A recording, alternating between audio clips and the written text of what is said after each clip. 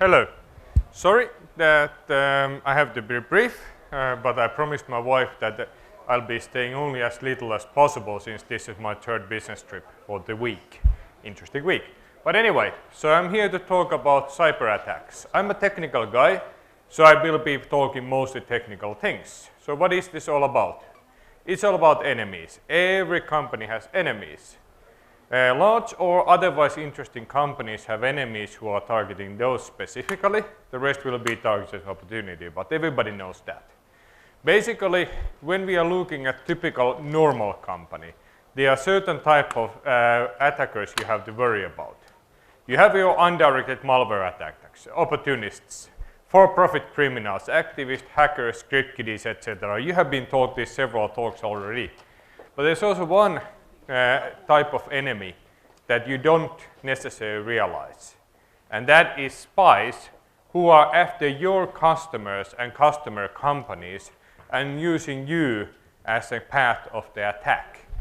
Most of the important targets are well protected, which basically means that the attackers prefer to go through the easy target. Car rental company, cafeteria, supplier or something else used by an interesting target and then using that as an attack vector. There was a case where a Finnish information security company was being bought by an American company, and day after the news was announced, the cafeteria the employees of that company were using had exploits on their menu. So anything goes. The good news about the attacks is that when you go to technical level, both the criminals and the advanced spies use pretty much the same methods, same tactics, and sometimes even the same tools. From technical point of view, there is very little difference between your spy and your common criminal. But anyway, I was promising to talk about the most interesting attack types. So, of course, the most commonly used attack vector is attack over email. The common criminal uses spam. He builds something that is generic enough, spams that to millions, and for somebody it will feel very personal. So that's the lottery effect. There's always somebody who is just bought something from Apple Store or just is taking a flight to New York. There's always somebody for whom a general spam will feel very personal. Then again, more advanced attackers use spear phishing. The victim gets tailored email with a document. The document is from known sender and topic is what to be expected, and many times it is a modified version of a real document that person would have been receiving. It all in all looks like a regular business mail, and except that it contains an exploit and backdoor and starts executing on your system. And these are usually crafted to evade sandboxes, especially commonly available public sandboxes. So this means that they are very, very difficult to detect and block with mail gateway or perimeter solutions because the enemy has those in their labs and they have analyzed how that particular sandbox works. And this is relevant because 100% of APT groups active in 2014 had used social engineering attacks as part of one of the various methods they were using. So this is lowest common denominator for all attackers. Everybody is using this because it works. Other very common attack type, of course, is hacked websites.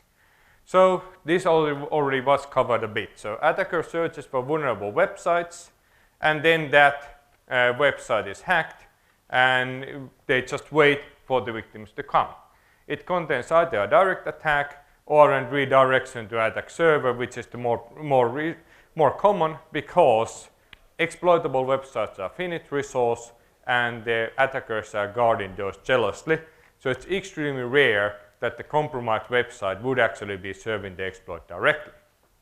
So this also is something that both the criminals and spies are using for their methods. Criminals go for any web page that has users. Spies will specifically target something that is used by that particular target group. So basically got watering hole attack. Find an interesting spot, lie in wait for the victims to come. This has been political discussion forums, suppliers, governmental services, development forums, anything goes. Or then again, the other way is that you use target advertisers and, for example, want to tell some of the advertisers, I want to advertise for anybody who has been searching information about non-ITAR sensors. And that is avionics equipment allowed for, that are allowed for civilian use. You already get very interesting people with that kind of target advertisement. But anyway, now lately there has been one attack type that has been really raising its head, and that's traffic injections. So basically, attacker gets a man-in-the-middle access to traffic. For example, he compromises router or is part law enforcement and is using a legal interception interface. Whether that legal interception interface is being used by police force of that country or somebody breaches that is a different question. For example, NSA is very famous for making use of interception framework by the other intelligence services. And then, of course, we have free Wi-Fi access points, so doing evil twin for the access point. For example, the conference access point in here. And then, of course, they have the China's Great Cannon, because they have the great firewall at the traffic at the country's border. They can also hijack and modify any traffic that is coming to or from China. So everybody knows that. But how do you use traffic injection capabilities? The basic and the traditional type, of course, is exploit injection. In here, you inject exploits into any web traffic. So you go your trusted newspaper that is clean. The newspaper site is not compromised. But then, attacker uses traffic injection capabilities for making very special version for you, only for you, my friend, which will contain an exploit. And this way, any site that is not being protected by encrypted traffic can be used for exploit injection and attack. And that means web reputation goes totally out of window. Then, of course, other really popular style, especially with various police forces in European countries, is evil grading. Evil grading means that the attacker listens for the traffic. And as you know, most of the software self-updates nowadays. So evil grading component recognizes that, okay, now VLC media player is wanting to self-update. Hey, I have a new version for you. VLC 3.01 when the user is using 3.00. And then user gets his VLC 3.01, which is specially modified and Trojanized version, and then VLC will download that, install, and the system is compromised. This will work against most of the self-update systems. Microsoft is protected. Google is protected. Firefox is protected now as it was being used too many times for compromised and they finally did for something. 95% of the rest is totally unprotected. And then, of course, one thing that you can do is to inject JavaScript and then make whatever site you want to have into denial service attack slave, or use anything else you want. Reverse proxying and accessing company internal network. JavaScript is really, really powerful. Technically inclined people should sometimes look at BEEF framework, browser exploit framework, and it's really educational of the tricks you can pull off with just being able to inject JavaScript into user's web session. But anyway, that's about attacks. So how you can protect against these? There are many different ways of doing that. You can run after the latest malware, you can run after the latest exploit. We at F-Secure consider that to be very boring, really frustrating and bloody expensive. So what we have been doing for the past years is that we analyze the resources needed by attacker and go after those resources. So that means that whenever you're able to prevent contact, the attack cannot happen. Whenever you're able to prevent exploitability, well, that particular exploit will no longer function. When you are able to prevent landing, then you break the attacks that the attacker doesn't tailor just for you. And if you are able to prevent communication, well, you are infected, but at least most of the worst of the damage is prevented. So you look this from a resource point of view and try to deny the resources that the attacker needs. So first, let's talk about preventing contact. Attacks are unique only once, which means that you need to use web reputation software either on the client, either on the gateway, so that if somebody else has been already hit, that doesn't work against you anymore. This already will cover probably 90+% of the attacks. Unique attacks don't happen that often. They are unique only once. But let's say that you get hit with a unique attack. Then you also can do a lot of things on the web layer. Web reputation filters and filtering out all known attack domains, that's really good. But then again, even better is that when you start using content scanning, identifying exploits, known dropped components, etc., that depends very much on how the exploit detections are being created. If you create those per exploit, yeah, they are easy to permutate. If you go after the resources needed for that exploit, they are really difficult to bypass. We have some exploit detections we created 4 years ago that still catch exploits, and the attackers are not able to use certain types of exploits because we deny the resource needed by that exploit. We don't go after the actual exploit itself. And then this is even more effective. Filter by content type.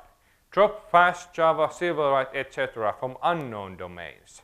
Allow potentially dangerous content only from kind of domains you trust. Then of course the question is how you can build the trust database, etc. But there are products for that. But then all in all, the same thing for email.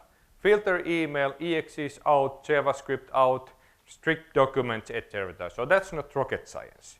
But this probably will cut 90+, might be even 99% of the incoming attacks. It doesn't block everything, but it does reduce the total cost of ownership significantly. That's other thing we have been working a lot. We have been figuring out how to make security cheap and how to make forensics consultants very unhappy.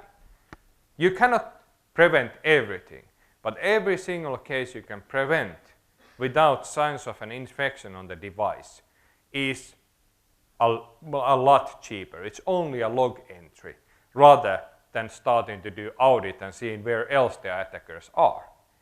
So prevention is reducing your costs. It doesn't answer the whole question, but it does reduce your cost significantly. Other very effective method of preventing contact is that what enemy cannot decode, he cannot inject. So that means that always all connections should be using VPN to some trusted location. If your company has a VPN, use that. If they don't, at least use some kind of VPN provider that will route you to a safe country, or at least over that free Wi-Fi.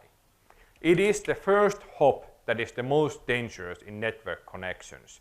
So you need to make a secure hop over that. Injecting of a backbone is far more difficult and expensive than setting up a fake wheel and access point or using evil twin and bumping out from network connection. Other that you can do, use HTTPS everywhere. That's available for basically all of your web browsers. This will force every website that supports HTTPS actually use it. And that means that that particular web traffic will not be as easily injectable anymore, if at all injectable. Yeah, big intelligence organizations who can strong arm certification authorities to give fake certificates can do that, but even you got to fill out paperwork and other kind of stuff. So it means that you're no longer a target of opportunity. They only hit you if you are interesting target. And that also means that anybody who develops software, you have to make sure that your own software communicates safely. Make sure all updates are over HTTPS, and in addition of that, you do digital signature verification for everything you download. And use 2 different crypto libraries. That's one thing. You have to remember, every single crypto library is backdoored, either by intention or by mistake. But when you use 2 different implementations, it is very unlikely that one agency would have knowledge of the holes in both of those, or at least much less likely than being able to having a control, something known in OpenSSL. So crypto is really a game of layers. And it's not about the algorithms. Most of the algorithms are okay. The implementations are bad. And that means that you should always prefer vendors who are using their own crypto library and then one publicly known crypto. So never ever trust somebody who has only their own crypto, because you don't know how good that is. But 2 layers is really, really good approach. And of course, make sure that whatever you are running is patched. Everybody knows that IT should deploy patches as soon as possible. But what about software that users have installed without IT's knowledge of that software being there? And if you have vulnerable software deployed, it really doesn't matter at all whether that's 0-day or not. For example, on Verizon Data Breach Investigation Report, 97% of the attack traffic they were seeing was using 10 vulnerabilities that are ancient. The latest vulnerability was, I think, from 2012. Oh no, 2014. Most of the stuff was 2012, and there were even severe vulnerabilities from 2001.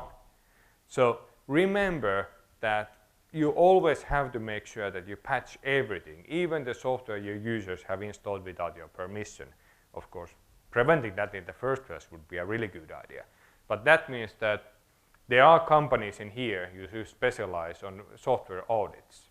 It's very, very good idea to go to talk to them.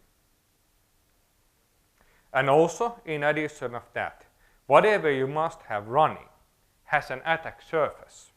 Mostly that attack surface is in code that you never ever execute in normal use. Most of the vulnerabilities found are on code that is more than 5 years old and is almost never used. Look on any CVE report and start looking on what has that code actively used. No, it's not. And that means that with proper configuration, you can do a lot. Disable Java, disable ActiveX. Yeah, that's okay. If you need Java, whitelist it. Block, Flash, Silverlight, etc. So you can make your web browser far more difficult target. More than 80%. If you are using Internet Explorer, 80% of vulnerabilities are targeting Java, Silverlight, ActiveX, PDF plugins. If you are using Chrome, that's it. Oh no, there was one Chrome exploit targeting Chrome browser on previous year. So if you are using whitelisting or totally disabling plugins, the browser will be far more difficult to hit. And same thing also applies on any features on Office software. Disable all multimedia etc. plugins from Adobe Acrobat. Did you know that Adobe Acrobat supports running Flash videos? Has anybody ever used a PDF file, a clean one, that would have a Flash video? Why on earth that thing is enabled? Same thing for JavaScript. Configure your PDF reader so that it doesn't have anything you really don't need. I did a study about this testing software hardenings against corporate espionage attacks back in 2013, so a bit older research, but still seems to be valid. And disabling JavaScript killed more than 80% of PDF-based exploits. Disabling JavaScript and Flash killed 95% of PDF exploits. Modifying the software configurations really ruins the attacker's day. So, in conclusion, the attackers will try to get victims in any way they can, and they will try to do anything to get profit from their victims. And even if you are not an interesting target, your customers might be, and so are you. But that doesn't mean that, first of all, you need a comprehensive protection, but the protection is not only about buying software. Protection is looking at your configuration, looking at your IT fleet, and analyzing that from the resources point of view. What are the resources that attacker needs and you're not really using them? If you have any of those, it's time to modify your configurations. Thank you. Does anybody have any questions? Yes, now it's absolutely the right time to ask, I would say, technical questions. Okay, are we all aware of the filtered connections? Do we all know the concept? Yes? No? And could you tell us maybe in a couple of words on the operational level of traffic injections via URLs or JavaScripts? How does it happen? What can it exploit? Well, it can exploit just about anything. Think about it. It would be as the attacker would have a write access. He has a write access on the web page. So he can easily inject any new content there. Exploits, basically. And that means that he doesn't need to redirect you from anywhere else. He can put the exploit into any unencrypted communication or encrypted communication that he can open for that matter. So the way to protect against that is really that you whitelist or use a product that whitelists dangerous technologies like browser plugins only for certain sites where you really need them. Of course, we have such technology, but then whether you buy it from us or somebody else, that's up to your decision, but you really should do it so that you start controlling what kind of content you are allowing from where. That is extremely efficient technique. For example, if it's a clean web page, it doesn't mean that it still should be allowed to run Flash. Okay. Yes, question here. We don't have much more time, but one quick one, yes. Yeah, excuse me. What do you think about JavaScript obfuscation? It's actually like a coin with both sides. It could be like obfuscating malicious software or malicious website, and also like for copyright reasons. Maybe you could like give like brief guidelines, maybe how to analyze and verify if it's something you should pay attention to or it's like a false positive. Well, to be honest, JavaScript, well, everybody obfuscates JavaScript. We don't like that, but we cannot do anything about that. But really, I think it's more about from where do you allow the JavaScript to execute in the first place. Analysis, that's expensive. We try to do analysis only when we need to, and much more rely on preventing connections from places where they are not supposed to.